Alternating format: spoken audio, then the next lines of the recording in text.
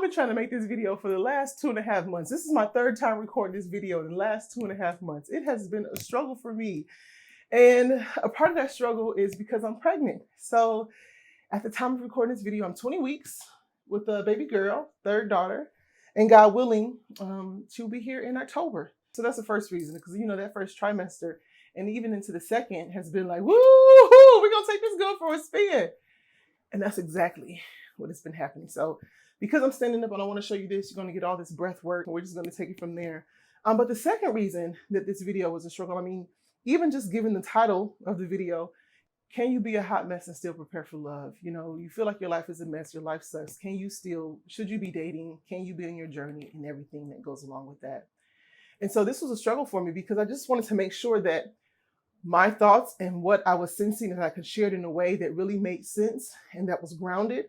And just thinking about Maslow's hierarchy of needs and kind of rethinking this framework and concept. So that's that. Let me just say this. Before we go in, I want to give you permission. You can have permission to live in duality, meaning that yes, you can be a hot mess. And yes, you can be in the dating process. Okay. And to be very frank with you, when I was at my lowest point, when I felt the most of a hot mess in my single life when it comes to dating and love, that's when I got the most support, like from men. And actually, the way that I met my husband, I was at an event and I revealed my hot messiness to him. And it was a thing that he seemed to like about me. It was a thing that drew him to me even more. So I can remember we were at an event and he asked me, how did I get here? Because it was called National Sales Network. And I just finished law school. I'm not interested in sales, even though I would consider myself maybe a salesperson anyway. But anywho, he asked me how I got there. I said, well, a friend of mine had invited me here. I just failed the bar and I was hoping to meet someone in sales and kind of build a relationship and identify some other people in legal and secure, employment that way. And he was just looking at me like, the way he tells the story, like, this girl's so real, right? And I couldn't understand what that big deal was. Like, I'm just telling my story. This is where I am in life right now.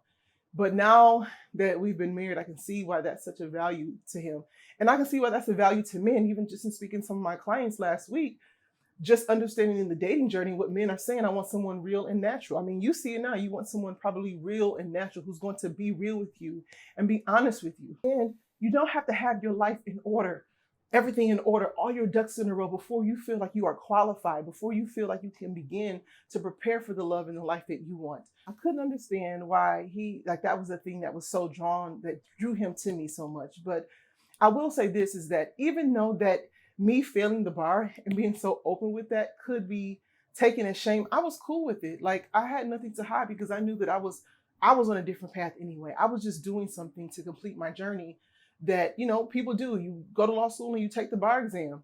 Now, I will say I didn't like the fact about spending 3 months to study for this thing and it not work out in my favor. Well, maybe it did work out in my favor because here I am. But I didn't feel no shame. I didn't feel no kind of way about it. It was just like, this is where I am in life right now. And I'm on my mission. I wasn't like, oh my gosh, no one's going to like me. I have to hide and I have to do everything else. And here's what I want you to know. Here's how this is a really grounding moment for you. What you're experiencing, whatever your situation is, right? There's so many reasons that keeps you stuck, that prevents you from feeling qualified to be on, like, to go on a date or to put yourself out there. But your situation is not that special. Like, we all have challenges. Humanity has been hiding and trying to cover themselves up since Genesis 3. The Bible tells us when Adam and Eve ate the apple from the tree of the knowledge of good and evil, that they felt shame. And they covered themselves. They felt shame and they covered themselves. And I was reminded of this as I was listening to a podcast that I recommend, and I might link it below. It's called the Made in Myth podcast. And I think this was episode 5 or so. I don't know. But it's a podcast that I recommend. I'm very triggered by a lot of dating stuff, but this is something that I actually like. So yes. So when God went in the garden looking for Adam. Adam, where are you? Adam said, I was afraid because I was naked and I hid. Right? In that order. I was afraid because I was naked and I hid. Right? And it's, for me, feeling the bar, felt naked and exposed. But again, I had a reason to know that my life is so much more than this. I'm on a different journey. And I want you to feel the same way, because that nakedness can make you feel exposed and vulnerable, and wear your heart on the sleeve and allow yourself to be seen, but then you don't want to be seen. And I totally get that as well.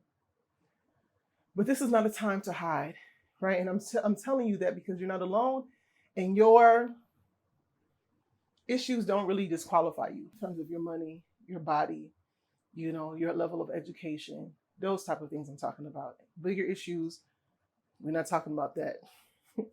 But those are the things that can really disqualify you. And it's important to know this too, because again, you can live in that duality, because you have to remember that God doesn't call the qualified.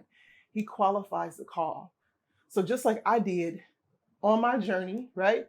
Met a man who became my husband, building and growing together and becoming who I'm supposed to be in this life when I started. And it was just like, I don't know, maybe not. But if you have that inkling, know that your desire is spiritual in nature, okay? Know that your desire is spiritual in nature. Plus, a longing for a relationship is just a basic human need. It's a core human need. And so that's what we're going to get into this training right here. So this is Maslow's hierarchy of needs, if you're not familiar with it.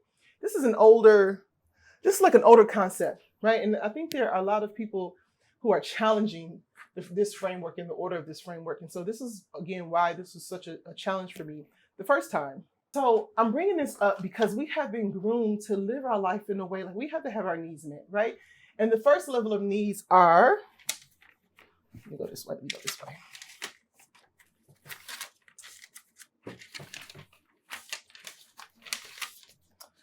Psychological needs. Our psychological needs are our basic needs: food, shelter, water, our bodies being able to excrete, sleep. Physiological, that's a psychological, I meant to say physiological needs. That's at the base level. The next level that Maslow says are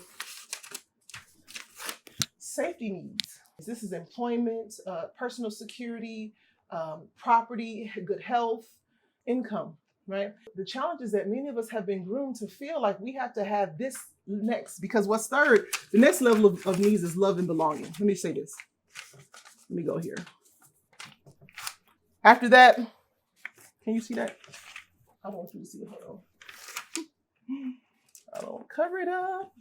Okay, so the next level is love and belonging. So physiological, food, shelter, water, sleep, safety needs, income, personal security, property, and then love and belonging. Family, romance, a sense of connection here. And many of us have been groomed to believe that we got to get this first. Like, you got to get your money, you got to get your property, you got to get the bag, you got to get your education and security. We've been taught that this is the thing that we really need to focus on. And this is where I was stuck, because it made me wonder, well, maybe we've been governing our lives out of order, right? Let me just go to the next one before I continue with that. Next one, esteem needs. This is status, respect, freedom. I wrote this down. And recognition. Status, respect, freedom, and recognition. And the last one is self-actualization. This is your growth peak. This is the desire to be the most that you can be, your most optimized self. As I was saying, we have governed our lives out of order. We've been focused so much on personal security, employment, things like that, where the love and the connection, especially in this day and age, has fallen by the wayside. And so many women have structured their life out of order, where they feel like they cannot get a man. And even if they've had a good man, have maybe passed them up because they've been focusing on, pursuing a job. I can remember, actually, I was offered a job in Rhode Island. Before John and I had gotten married, I was offered a job in Rhode Island. And I was like, Rhode Island? And it was just, I don't know, it wasn't a job that I really desired to do, but I was unemployed and I wanted the money, right? But also thinking about what my future could be, and knowing that I wanted to be a woman who was married, build a family, and so on and so forth. And I remember sharing that, and some people was like, you had so much faith. Da, da, da, da, da, da. I'm like, listen, I know what life is about. My mama taught me. I know how to govern and structure my life for the things that I want. Sometimes I fall off. Sometimes I don't. But at this point, many of you are exhausted. You've been focused on this to the point of exhaustion. You've been doing it all and you're tired, and now you want to be saved. And so now you're probably triggered and thinking about like, well, I should probably start dating. For many of you, it's like, well, my life is in order now. Now I can really start to think about love and belonging and having, building something of my own. When really, I think that this needs to be revised. And I'll link this article below because there was an article, I don't know if it was a study or not, but I found something to support this. In terms of rethinking Maslow's hierarchy. Let me put this right here. Where there should be a switch between the love and the belonging. And revisit this because what this says is that love and belonging, love is an important prerequisite for a feeling of safety, right? I'm able to take time off and do what I want to do because I have the structure, because I have the system and the love around me. I don't have to exhaust myself and be all on the hustle and grind mode. I want to chill. As a matter of fact, I just had a conversation with a woman yesterday who's 85. And she talked about how she became a nurse when she was 37. I said, well, what did you do before that? She was like, I was raising Herbert's kids. And I was like, she said, I had a social calendar. I did this and I did that. And as a mom of youngins, I can totally see that of life. Like, don't get me wrong, I like making my own money. But the culture of moms getting together, moms getting together, having social events for the kids, play dates, swim, tending to the home, like the traditional structure. This is why a part of feminine influence core values is being productively countercultural. So even as I was speaking to one of my clients, one of the things that was revealed was, she was wondering, could she date? Like, did she have time for it? Because her life was about sustaining herself. And so when I asked her, well, is there room for more? Well, what does that look like? Her fear was that she wouldn't have time to tend herself. She wakes up, she feeds her body well, she, exercises, she works, and she has her routine. But really, what we uncovered was that her ability to make room for more and to have that structure, to have that love is actually the thing that will sustain her. Not her doing this and doing that, right? Not just the regular maintenance, but coming from this inner place of joy and expansion. So I want to conclude this segment by saying, again, you can give yourself permission to live in the duality, right? You can give yourself to be a hot mess and to move forward. I mean, if I'm in a season of ambivalence in my marriage, does that mean that I might make videos because I feel like, oh my gosh, I don't want to project all these fears. I don't want to do this. I might, do I not do that? Do I not progress in another area or move forward in one area of my life because this part feels like a hot mess? No, then that means I'm off of my mission. I'm not completing my own purpose and assignment. It's the same for you, okay? So again, you can give yourself permission to live in duality. And if this is really resonating with you and you want to learn more about what it really takes, because after understanding that, you're not alone. We've all been hiding since Genesis 3, right? Your situation is not that unique. You're not some unique snowflake that's like, no one is going through this but me, this and that.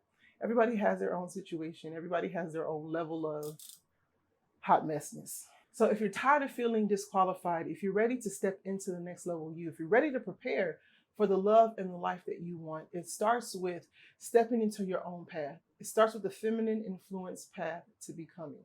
This is a proven process that I've developed in my decade of coaching women, right? And within that process are 6 skills, 6 key skills that every woman has to master in order to have what she wants in both love and life. If you want to learn more about what this path looks like and what it can do for you, I do have a complimentary training that you can go in the description box and get. It's called How to Get Anything You Want, especially for men. So if that appeals to you, go ahead and click the link below and take it from there. All right, so we've identified that your life feels like a hot mess and you still want to prepare for love, but you haven't hired me for private coaching as yet. So let's talk about what you can do in the meantime. And one of the things that you really want to focus on is how to step into contentment, and not just contentment as in this is just my life and what I'm going to be and what's going to happen, but stepping into a sense of gratitude and joy and not escapism. And one of the ways that you're going to be able to do that is to refocus on yourself, right? And the best way to do that is to tend to your annoyances. This is not a time for you to tolerate, right? especially in the single state, you definitely don't want to tolerate, because what will happen is that you begin to wire yourself for mediocrity. You begin to pattern yourself for different sneaky habits that can come in and throw counterintentions into what it is that you're trying to create and who it is that you want to become and who it is that you want to attract. So here's a quick example of just tending to my annoyances. Well, first of all, let me just celebrate that I got this new chair and I'm just swinging around and I feel like such the ultimate professional here in my home office right now. So this is even one of the ways, but this is not the example that I wanted to share with you. The example that I wanted to share with you was I have this digital scale, right? And I'm gonna share two examples actually. Number one, I had this digital scale, when the battery is low, it takes one of those circular flat batteries. So when the battery is low, I have to constantly hit it, and it'll say low. It just doesn't give that balance, that zero balance, that shows, okay, it's permission to step on the scale. This scale has been like this for over a year, like with the low batteries, and I'll show it somewhere over here. This thing has been like this for over a year, so that when I will wake up in the morning, I have to like constantly lift it up or constantly knock it several times for it to get to that low balance before I can step on it. All I have to do is go get a battery, but for some reason it's like, I'll do it later. I'll figure it out later. I don't feel like doing this. Maybe John can do it, da, da, da, da, da. And it's something so simple, okay? It's something so simple. Eventually, as I was preparing for this video, I'm so glad because I had the sense of motivation to be like, you know what, let me go put a battery in, because I know that we had one in, one of those keep all drawers. I know we had one of those batteries and we did. And I'm so glad, because when I wake up in the morning and I step on the scale, I'm not like, oh my gosh, here we go again. But I thought about this idea. So here's the second example, because as I thought about this idea, I can remember when I came back from the hospital after being sick, and I had a shower chair because I didn't even have the strength to like stand up. And so I had a handheld shower that my husband like reinstalled, and it was good. The power was coming out. I'm like, ooh, this is so good. But then it burst. And then I had to use like the tube of it burst, the rope. And then I had to use the shower in the hallway. And when I'm talking about power, you're talking about power shower, like, and it just feels so good. Even when my mom comes to visit, she's like, whoa, this is so nice, because it's just so powerful and it just feels like a really good shower, but it's not handheld, which really doesn't matter. The point that I'm trying to make is that I got tired of using the hallway bathroom. I wanted to use a master bath.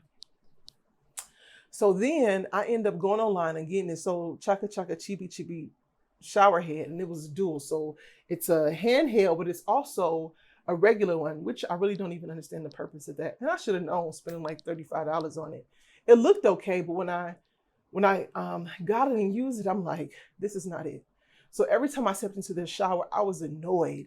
I felt like it was just 7 drips of water that was coming out, right? And I said to myself, I got to get me a shower head. And I have to get one that has a wider hole so that more power and water can come through it.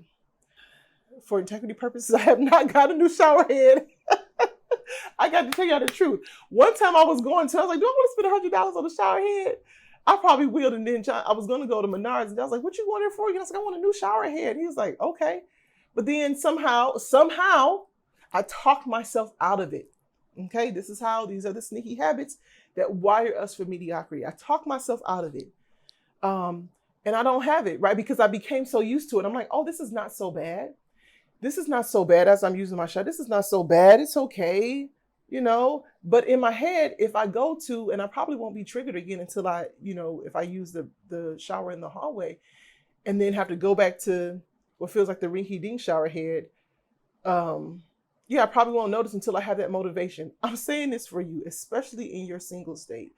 This is an opportunity again. These are the sneaky habits that wire you for mediocrity, where you can begin to accept anything. So as you begin to prepare yourself for the love that you want, you haven't decided to sign up for private coaching as yet, but you still want to do something now, begin to tend to your annoyances so that when he comes, you're not accepting the things that really trigger you and annoy you. Because you have to remember, this is what I tell my clients, is that your body is a source of information. And you will have these neural signals that are sent as a service to you. This is a part of your nervous system. And your neural signals will send a signal to you, and you feel some kind of way. And you maybe can't put a like a pin on it, but you just feel some kind of way and you're uneasy and you're unsettled.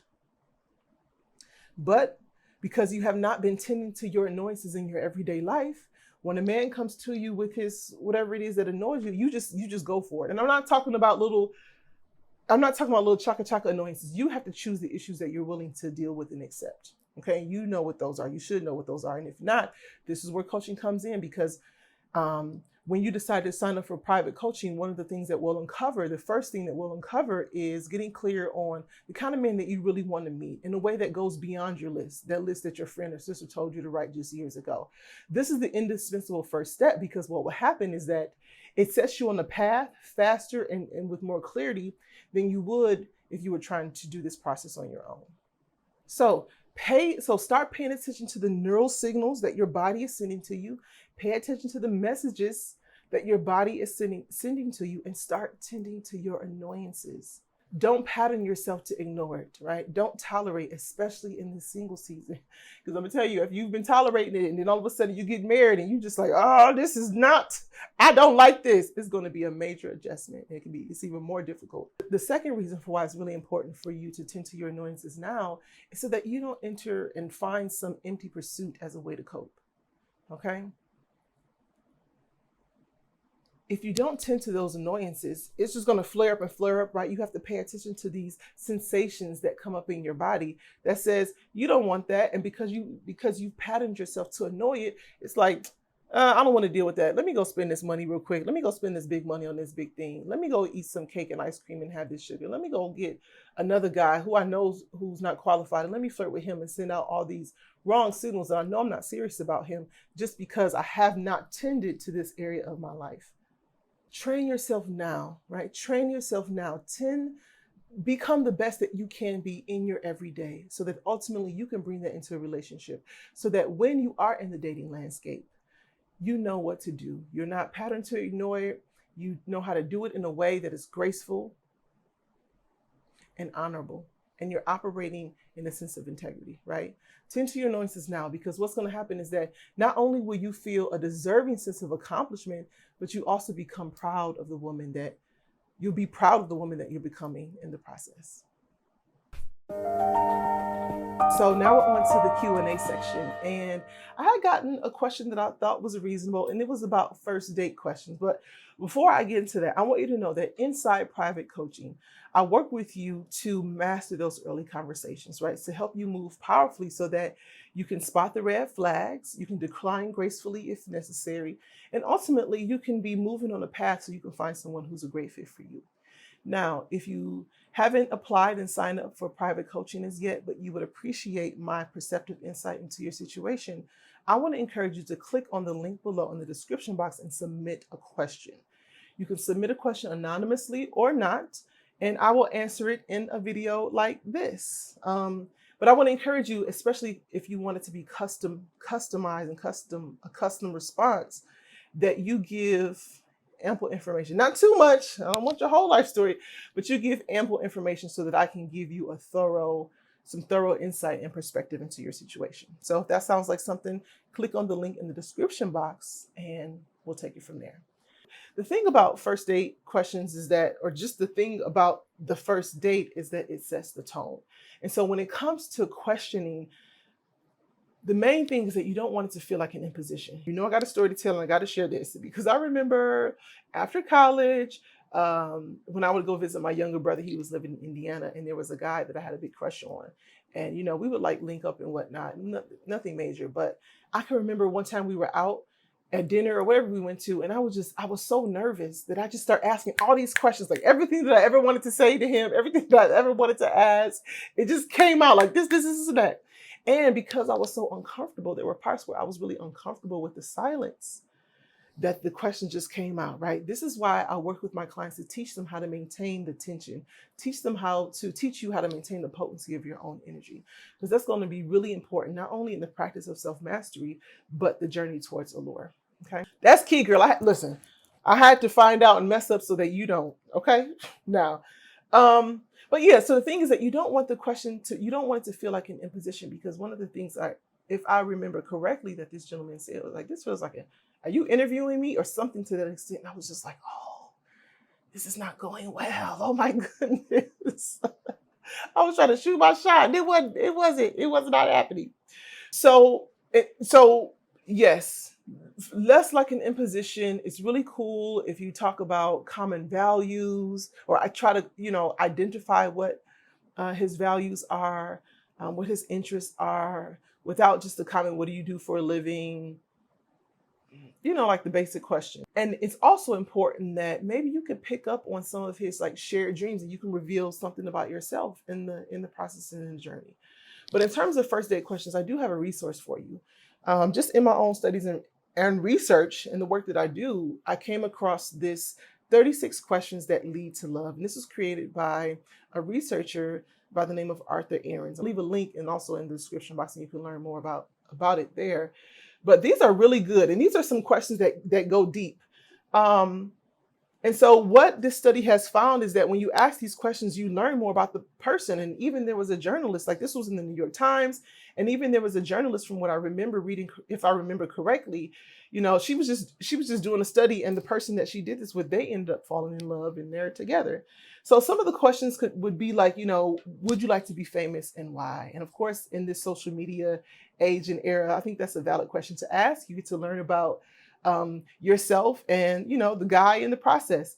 Another question is, given the choice of anyone in the world, whom would you want as a dinner guest? What would be a perfect day for you? And these questions are written in order. What do you value most in a friendship? Complete this sentence. I wish I had someone with whom I could share ...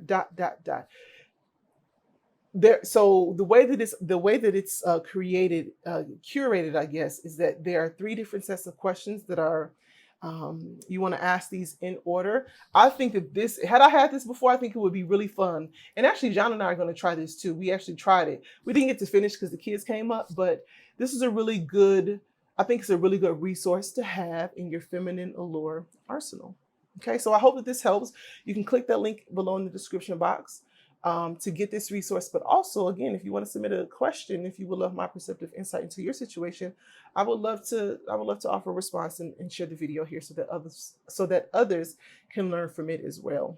I am Monique Head. I'm the founder of Feminine Influence Finishing School, and I work with Christian women who really want to line themselves up for love. And I teach you how to practice self-mastery so that you feel confident, capable, and ready to attract the man you want with the money and the body that you have right now.